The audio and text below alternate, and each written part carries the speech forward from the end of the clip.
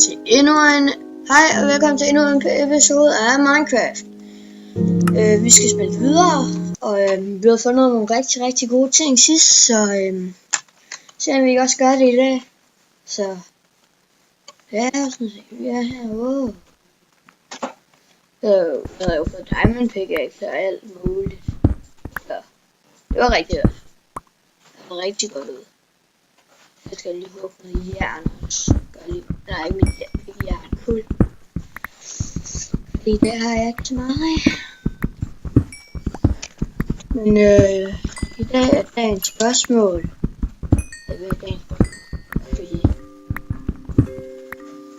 hvad går I til? Altså fodbold eller tennis eller sådan noget svømning. Ligegyldigt hvad. Og vær sød og skriv det i kommentarerne, hvis I har lyst. Okay. Nej, jeg er ikke også i den. Nå, det er der, jeg hopper ned.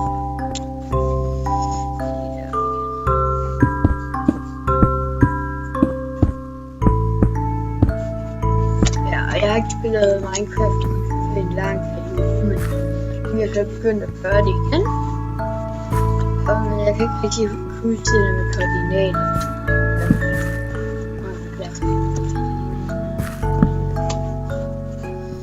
Men ja.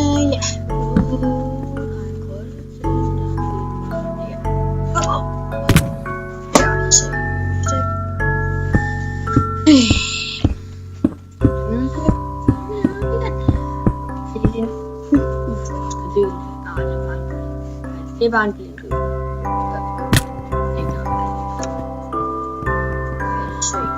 Hvis du kan finde ud af, hvor jeg er på. Og smiske min ovn og lige. Det kan jeg heller ikke finde.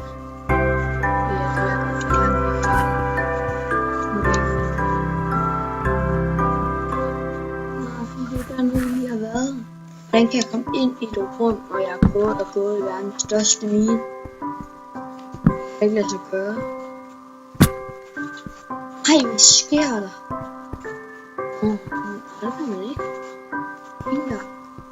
Seriøst, hvad sker der? Hold nu op, hvor det irriterende er. Nu kan jeg ikke finde vej. Jeg tror, det er på tide, at jeg hugger mig op.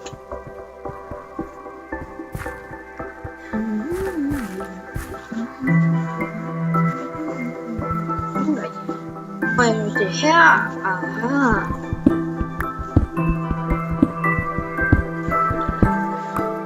Der er så meget, jeg ikke kan udforske.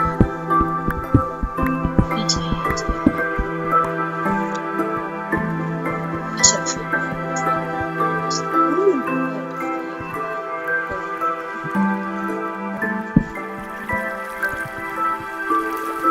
Nej, her var det.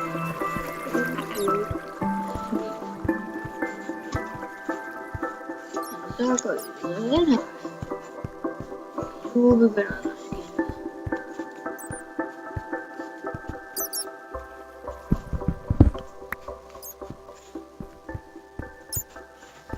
Der var sjældent noget. Nu tror jeg godt, at der var en række. Jeg synes, at der ikke er nogen fakler. Jo, der er fakler. Og jo, det var her jeg kom op jo. Det var her jeg kom op. Og der fandt jeg det her op. Som jeg har huset. Det er der huske det her.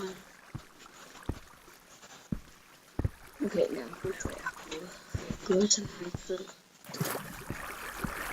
Og vi prøver den på den her. Nu er der noget her. Det er ikke hyggeligt i hjernen. Og her har jeg det slået. En mobspawner. Lige hvad jeg giver ting på. Yes. Jeg fik lige noget XP. Chipplader.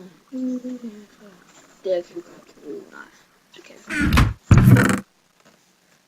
Jern, krudt, rød og hvide. Nej, jeg aner ikke, hvad man skal på en hisse. Det er ikke så meget. Nej, der er godt kul.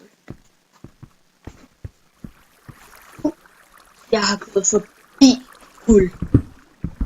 Hold nu op, og der var meget.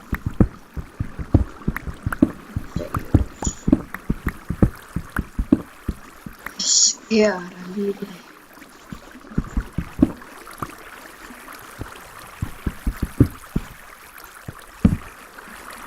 Hvad er det?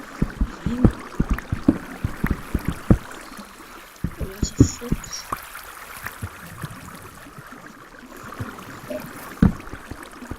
Nej, det er også en vindbøde. Altså, 21 er det blevet, ja.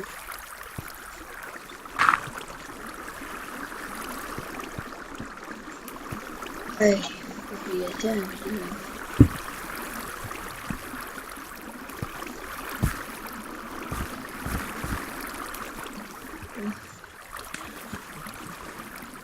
Jeg har heller ikke været det.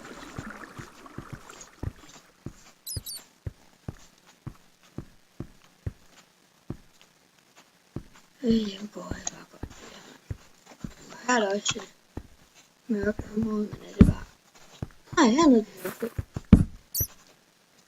Det ser nu godt ud. Sådan. Det ser bedre det her. Der her. Nå, her har jeg været. Dernede har jeg været. Der er noget, der lyser.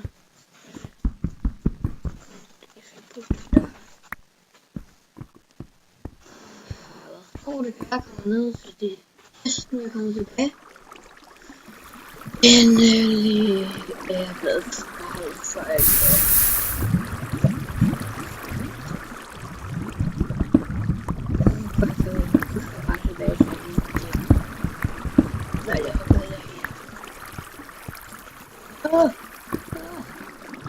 Nej, men her har jeg da ikke været. Nej, her har jeg ikke. Ja. Eller hvad? Ja, det har jeg. Hvor er det vildt. Hvor heldig har man lige lov til at være. Det er mange der er. Så kommer der en. Nej, der er flere. Der er 4, kan jeg lige se over. Hvor er det godt, mand. Nu vil jeg 4 stykker. Heldig har man lov til at være. Seriøst. Nu har jeg 11 stykker. Wow. Det starter altså virkelig godt ud det her. Der, den har jeg ikke. Virkelig.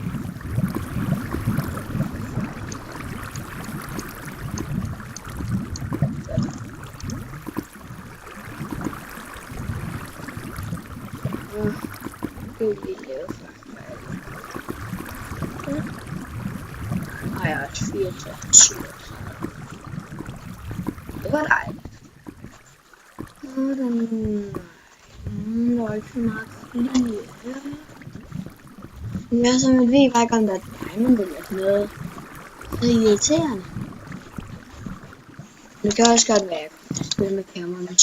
Måske i dag. Kun måske. Nu går det lidt mere.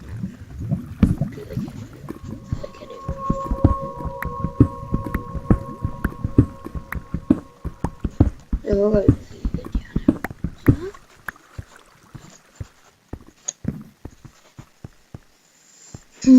Skal vi gå længere ned og se? Jeg tror, vi går længere ned. Der er ikke noget specielt lige her.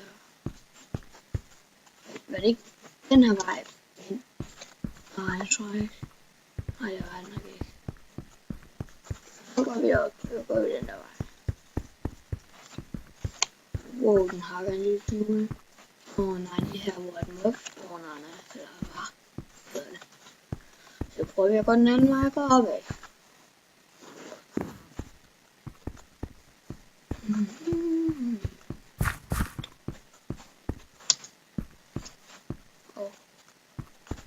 Okay, gud, det var helt som var det. Det var sådan, at det blev væk fra den gode ting. På den her vej.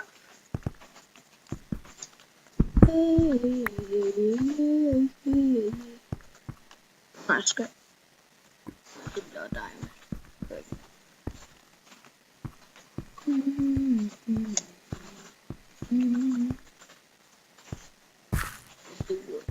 Der er noget. Nej, det er ikke.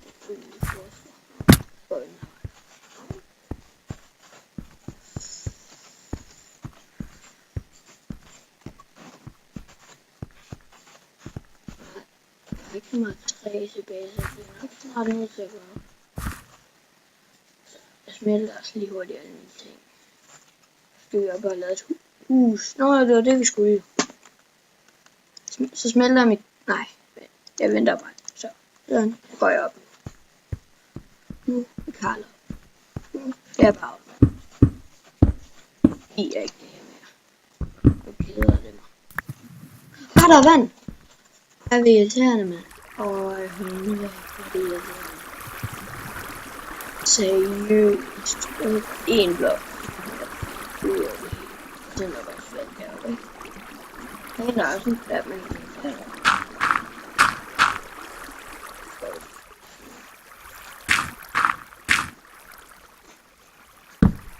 har jeg ikke der. Eller går det bare ned til et sted, hvor jeg har været. Jeg har været ved at hugge den her blok. Men jeg ved, at jeg ikke har været, men jeg er sådan blinket. Nej, der er mere her. Ja, det går ned til et sted, hvor jeg har været. Så hugger jeg dem bare op.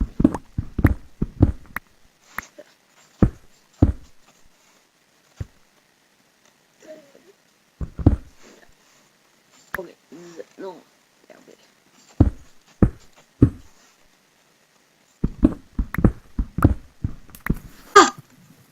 Jeg fik et job der. Okay, jeg var ikke engang her langt nede under jorden. Jo, der er meget langt op til vandet. Nej, shit, vi er døde, ikke? Det er virkelig ærgerligt. Nej. Nej, jeg må ikke. Det var tæt på, mand. Det har jeg aldrig været før. Her har jeg været. Det var tæt på det der, mand. Hold nu helt ferie. Jeg bygger altså hurtigt en båd. Jeg gider ikke svømme. Det er for lang tid. Det er sådan, man bygger en båd. Så.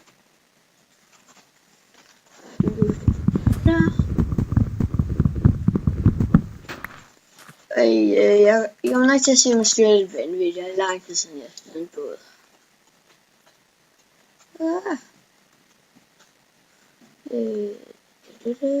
Nej, jeg synes faktisk, at jeg kører rimelig godt.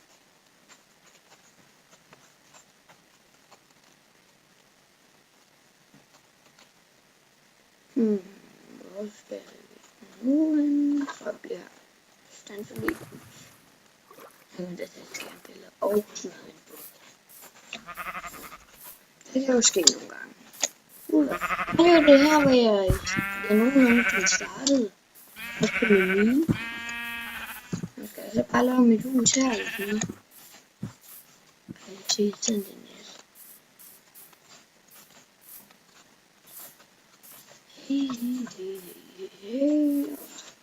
Og så irriterer mig bare.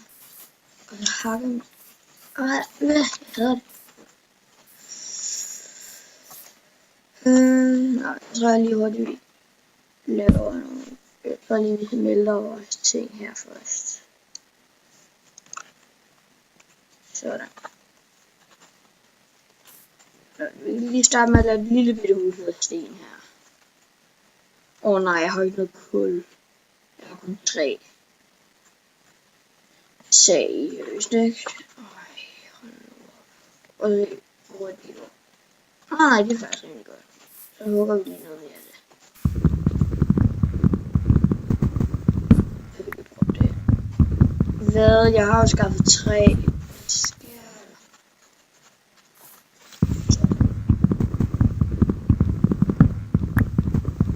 Så jeg skal jo ikke lave en.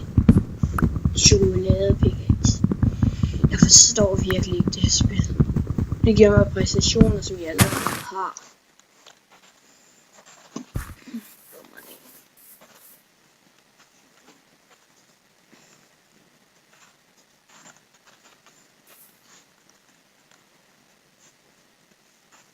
Jeg tror ikke, det holder.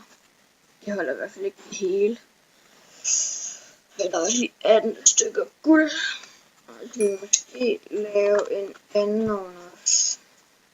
Og så begynde på i den også.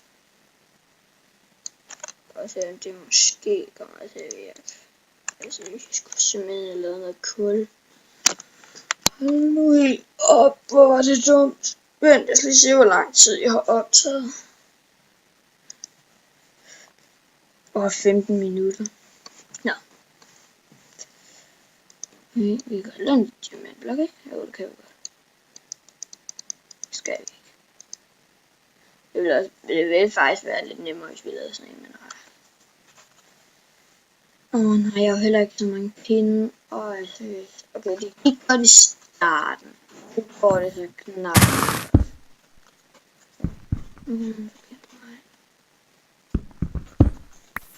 Men måske skal vi lige godt lave et hus ud af sten. Det vil nok være lidt praktisk.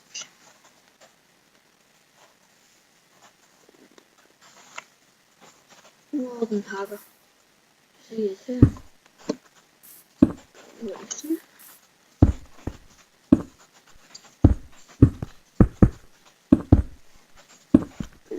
Lille hus for vi ser. Jeg kan bruge alle mine kul for at lave fakler, fordi nu har jeg alt for mange fakler. Nej, det går bare bedre og bedre, ikke? Ellers lige så lovende. Og det irriterende. Jeg har ikke engang lavet sten. Det er nok det noget af det værste, når jeg har lavet lige så lang tid. Så har jeg noget mere sten. Jeg har heller ikke fået meget sten tilbage. Øj, nej. Nu går det så ikke så godt. Hvis man kan sige det. Det tror jeg, man kan sige så. Det bliver nok ikke lige verdens kønneste hus. Og der kommer heller ikke til at være nogen dør. Træet skal jeg så bruge. Det er bare til at være sådan et.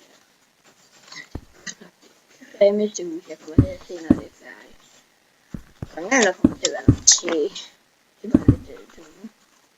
Ej, vent, der kommer til at være tag. Sådan der. Jeg har ikke engang nok sten til at lave tag. Seriøst, hvad sker der?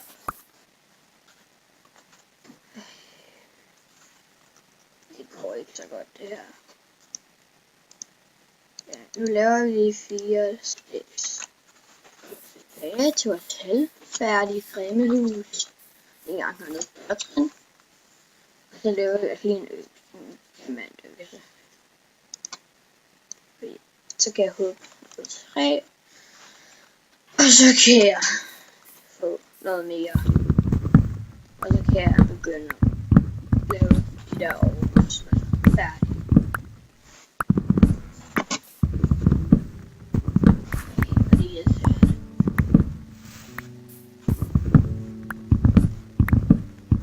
Nu er det godt nok også. Det kommer jeg til at meget til. Nu har vi over en hel stack. Det er et dybt træ, eller det er bare flere træer, der sidder sammen, ikke? Jo, det er bare dybt træer. Okay, jeg tror lige for et stort træ.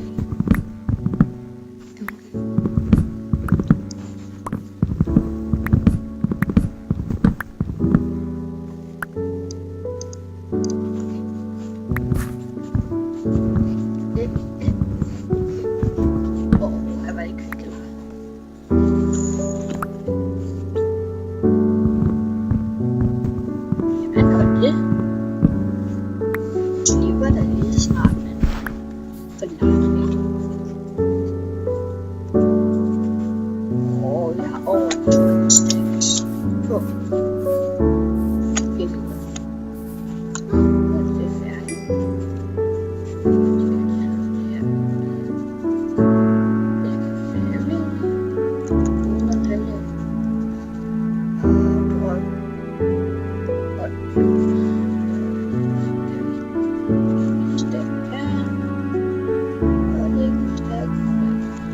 så. Og jeg var rigtig glad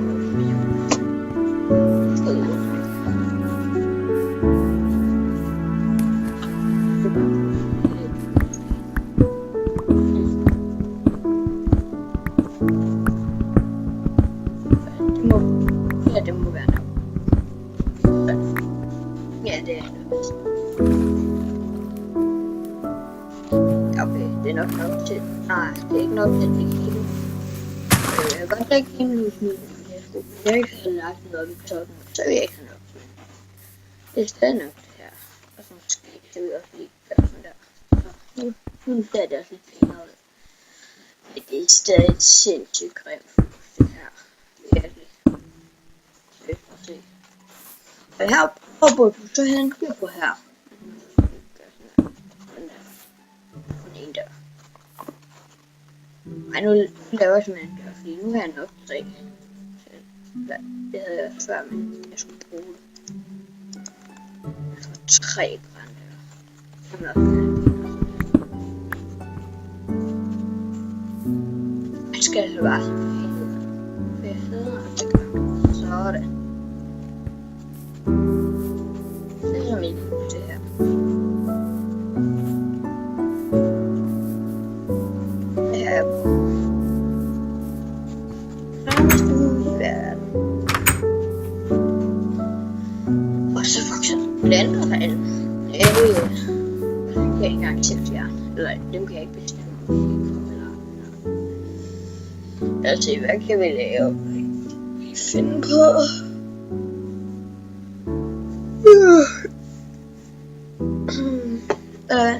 Jeg tror simpelthen, jeg stopper for i dag, så tak fordi I så med.